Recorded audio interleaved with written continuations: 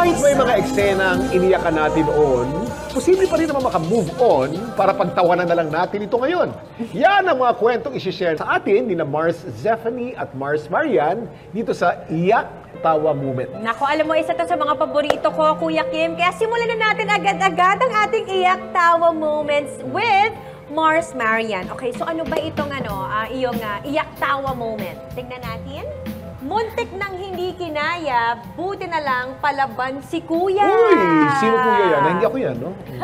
I remember nung nag-guest ka dito, sinurprise ka ng kuya mo sa video call. So is this the kuya that we're talking about? Yes po, si Kuya Arn. So si Kuya Arn po yung panganay namin.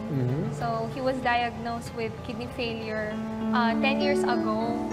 And then as time passes by, parang nag-deteriorate yung health niya. And then hindi namin alam, yung cause pala nun is yung sa gamot niya. Yung gamot na tinitake niya for the kidney failure is causing his health to diminish. Paano nagkaganon? Misdiagnosed ba yung sakit niya? Hindi, may isang gamot po siya na yung parang maintenance niya po na hindi pala compatible sa kanya. katawan niya.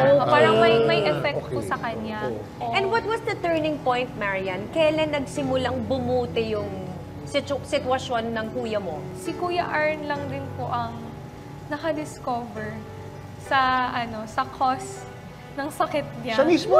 Paano niya na-discover? Sobrang miraculously, parang bigla, sabi niya sa doktor niya, Dok, what if i-change ko yung medicine ko? Try lang po natin. Like, last option. Oo. And then, pumayag yung doktor. And then, yun lang din Okay na siya. Okay po siya. Parang nag-better po talaga yung tiyan niya. Like, Lumalakas na siya, Opo, bumabalik na kumakain. yung health niya. And how's your kuya now after 2 years? Nag-normal po talaga yung Normal na siya ngayon. as in po. Parang walang nangyari. Walang nangyari. As in, like, nakakalakad na siya. Kasi nasanay kami sa kanya na hindi siya makakain ng ganito kasi nga sensitive yung tiyan niya. Hindi siya makakasama sa amin pag gumagala kami kasi nahihirapan siyang maglakad. Yes.